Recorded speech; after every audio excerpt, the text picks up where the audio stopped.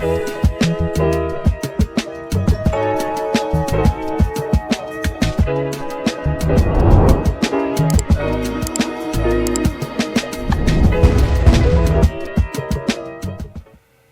we're going to start the episode of On the Wrist from Off the Cuff. To have a really special review for you guys, of course, from the brand Seiko. A little about them. They were founded back in 1881. They are Japanese in origin and have factories throughout Asia.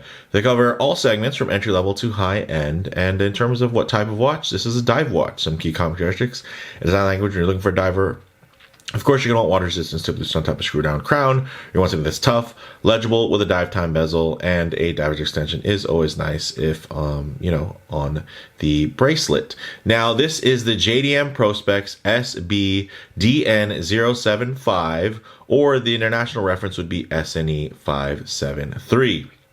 And it's essentially Seiko's versatile and balanced mid-sized diver equipped with a solar quartz movement and a sapphire crystal. You can get these for $475 MSRP, or you can pick it up from Sakura Watches like I did for a much reduced price of just $296. Yes, guys, under $300. And here you're probably noticing, hey, it looks like it's on a different bracelet, because I do have it featured here on the bracelet from Uncle Straps, formerly known as Uncle Seiko.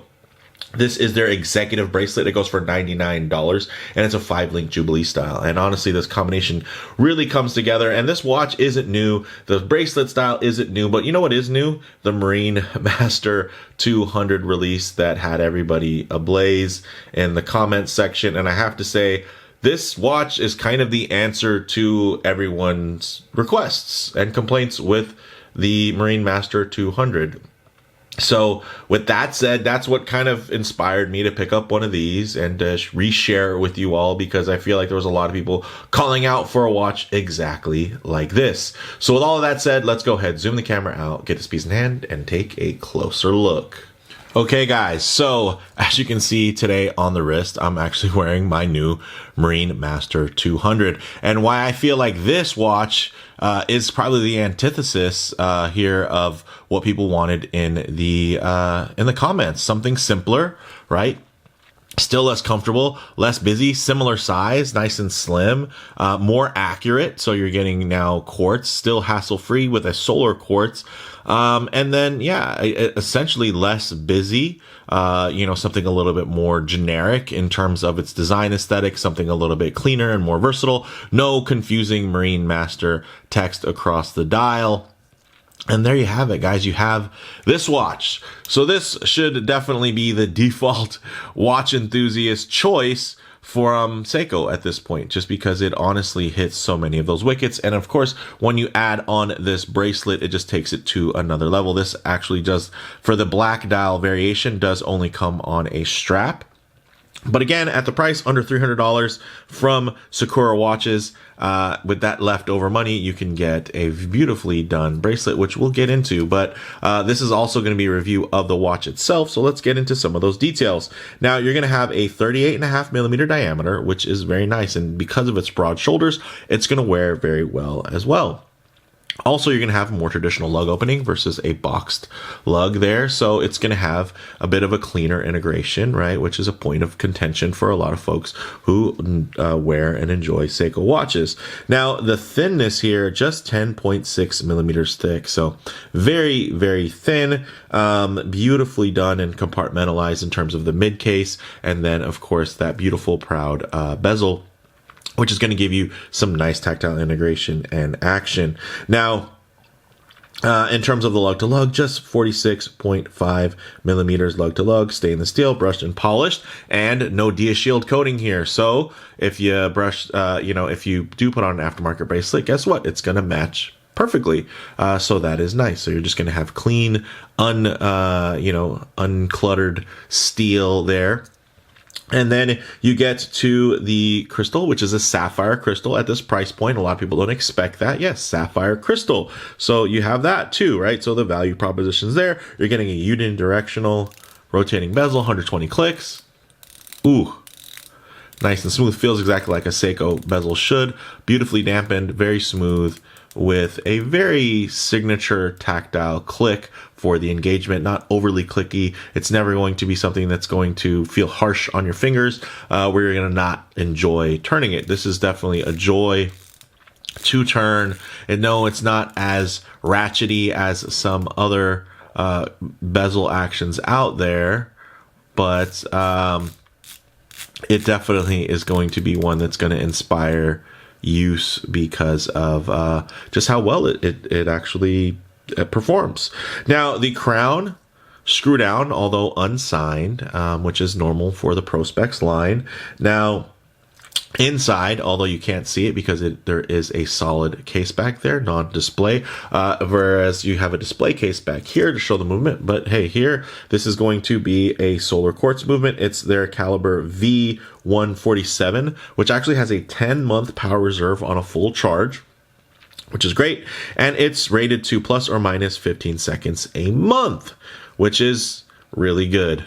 So for those of you that are really wanting advanced accuracy, here you go. You have really nice accuracy. And you're also probably noticing by now that that seconds hand is really just hitting those spots. And those spots are actually pretty well aligned, right? So check that out. Pretty nice. Of course, there can be some parallax effect and different angles. It's going to look, misaligned no matter what you do. But if you have it straight on, you're going to see here, straight on, it's hitting straight on. Now, getting into the dial, you're getting, these nice raised indices, matte black dial. You're getting a nice date there at 3 o'clock, right? Versus integrated into there in between the 4.5. You're getting the traditional, date window, but then now you have that kind of slice indice there, but at least here it's still aligned, whereas in some other models you'll see them put the indice, let's say, on the integrated into the chapter ring, and I just feel like that even in the more expensive SJE093, I don't really care for it. I guess the best part about it is you have to look for it to see it, but once you see it, it's kind of out of alignment with the rest of the indices. So I would prefer something probably like this. And it sounds like from the comments, most people would prefer something like this. So now getting into, you're still getting 200 meters of water resistance, a diver's 200 meters of water resistance, which means this is ISO compliant for scuba diving, which means it's going to be also tested to a higher level as well. Now you have 20 millimeter lugs that are drilled for nice quick changes. You also see a nice bevel. Here, of course, the bevel is going to be a bit more industrial because, actually, let me give it a quick little wipe here off camera so you guys can get a nice clean view of it. What they do here is that they essentially put the contour into the case shape, and then what they'll do is they'll high polish everything first and then they'll brush after. So not quite as sharp a transition, but you are getting that built-in bevel there. It's more of a stepped bevel, and again, it's kind of done in reverse, versus here you're going to be brushing everything first and then coming in and cutting in with that beautiful high polished bevel. Very sharp transition. So here a little softer transition, but you know what, also softer on the wallet in terms of the price point, again under $300. So with that said, now that we kind of got through all that, let's also talk about this bracelet, which is from Uncle Straps, and a little about that brand. Of course, it's a strap and bracelet maker really made popular by the Seiko mod community, now expanding into supporting more different, even premium platforms like Omega and Tudor. This is their executive bracelet, which does fit the SNE573 and etc. lines that share the same case. And it only goes for $99. It's a 5-link Jubilee-style bracelet, and it has a nice taper down to 16 millimeters.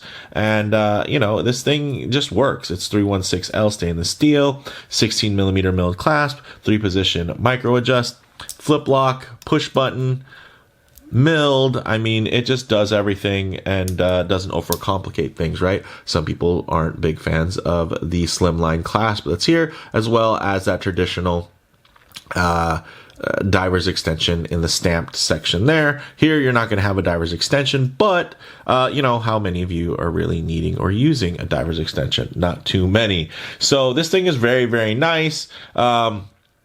And it just elevates this piece, right? It's very, very versatile, especially on here. And I think, of course, you know, they do have other options, but I think this balances things well because it is a very, you know, more sedate and clean classic and overall kind of more generic layout.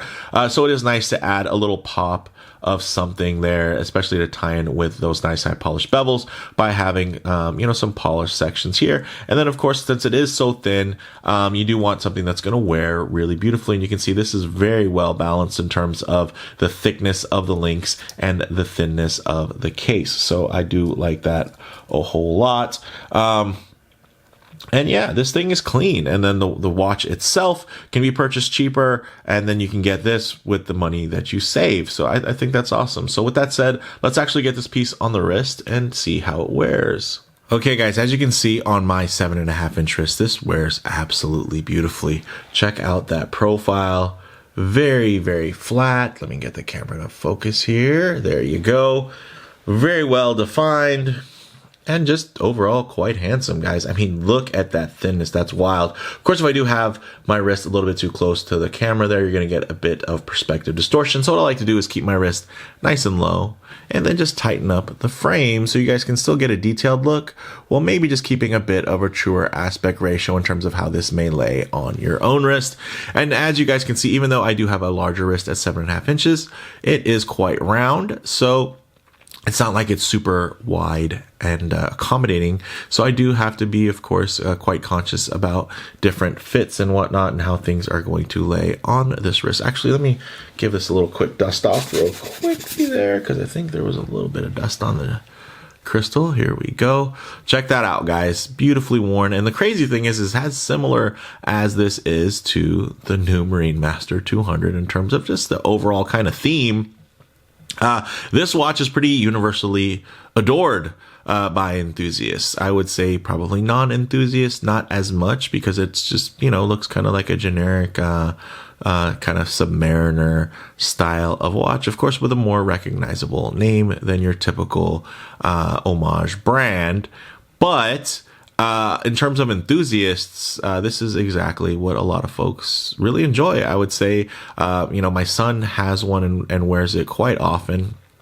And he loves it. He has the kind of the navy gray model. It's not quite blue. It's not quite gray, not quite purple. But here, this is the stark black edition. And this looks great. Matte black dial, beautifully done bezel insert. It's steel with very nice texturing, and then of course that black DLC coating, and then all of the coating in terms of getting that nice contrast of white there. So it's very, very legible. Everything aligns really well, and this is very functional, and it still feels like a Seiko without trying too hard. And that's also another feature some people really like.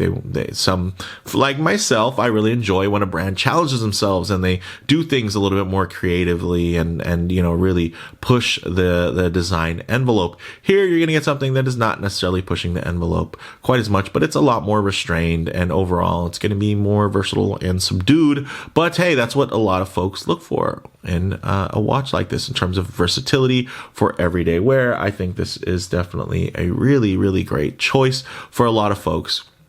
And yeah, I really haven't met too many people that have anything bad to say about this watch. If anything, everybody's like, I wish there was a mechanical version, right?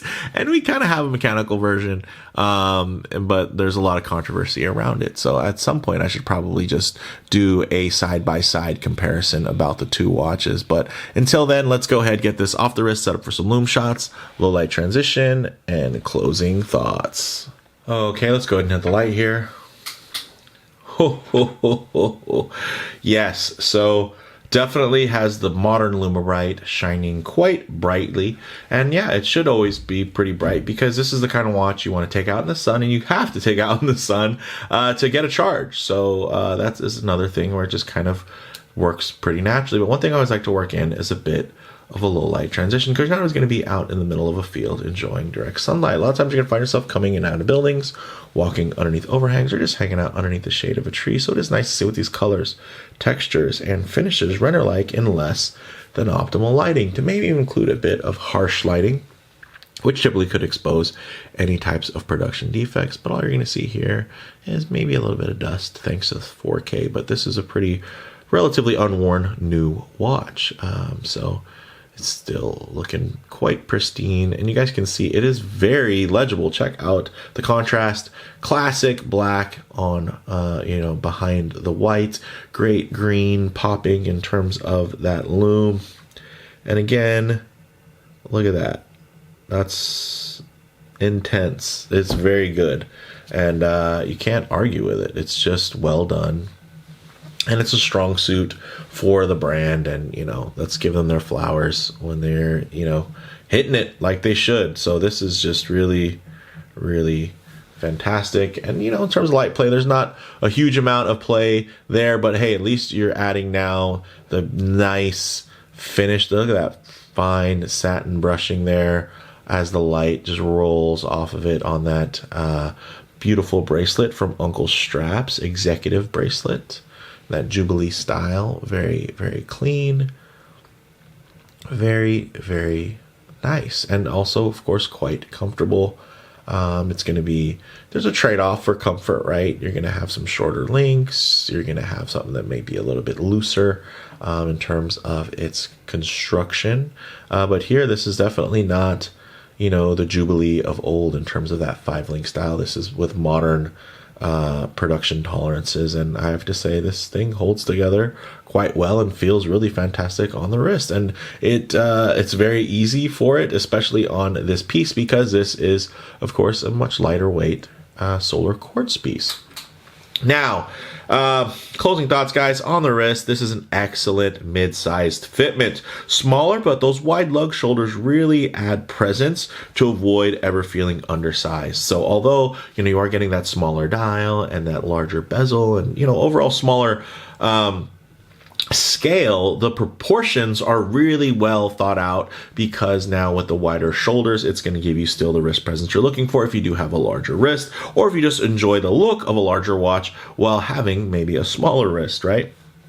Now, in terms of model variants, definitely check the site links for options and availability. But in terms of comparable models, if you wanted something similar but with a mechanical movement, you'd have to come up to, let's say, the $900 Slim Turtle within the Prospex line, the SPB317, which was one of my most worn watches a couple years ago. Love that watch. It also wears really well, but not quite as compact. But if you really wanted to rival the wear profile of this, at least with a modern Seiko, you would really have to step up to this year's 2024 Marine Master 200 SJE 101 price range, which is $2,800 MSRP. Of course, I didn't pay $2,800 for it. You won't pay full price for this either, but that is a number, and that is, people do get a bit of sticker shock from that. So luckily for us, we're not having to pay the euro price, which is even higher. So good for us in the US with a strong dollar. Now, for the money, you'll get finer finishes and build quality, yes. You'll get more complexity and more signature design language to Seiko, right? This is just a little bit more generic, a little bit more Submariner and just generic diver-esque stylings, right? But one thing you'll also get is a lot more people telling you how much they like your watch versus how much they don't like your watch. When you're wearing the Marine Master 200 and you post, you're going to get people not liking it. Of course, in real life, nobody's going to care. But, within kind of the watch review zeitgeist, it is a very controversial watch, and it's very polarizing. This is not so much polarizing. Like, this is pretty universally adored. And yeah, sometimes these mainstream brands, they typically will get away with doing something a little bit more homage-y, just because of their brand history. So you're going to get a look, but it's still, hey, well, it's still a name I recognize as well. Even though the look I recognize might come from another designer or another house. But you can see here the handset, there's little differentiations here and there. The bezel graduations, of course, you're getting that full 60, minute graduation, which is fantastic, and falls within the ISO guidance. But yeah, this thing is awesome, and again, for the money, it makes it just even more insane. So I was really had to share it with you guys, because it sounds like there's a lot of you thirsting for a watch just like this. So for me, guys, bottom line, this is a top 2 wearing modern Seiko diver that offers a ton of value. No, it isn't super original or even super Seiko looking, to be honest, but it's just vanilla enough to be unoffensive, while being spec'd just well enough to, well, also at a low enough price, right? Not just spec'd well, but spec'd well enough at a low enough price to be uncontroversial, right? There's no arguing with getting this for $296. So no worrying about Seiko haters scolding you for buying and wearing what you like. If you buy this one, you'll just have to worry about the folks that might confuse it for a Rolex. So with that said, let me know what you all think down in the comments below. If you like the video, please do a like. And if you're not already, please subscribe for more content just like this. Thanks, guys.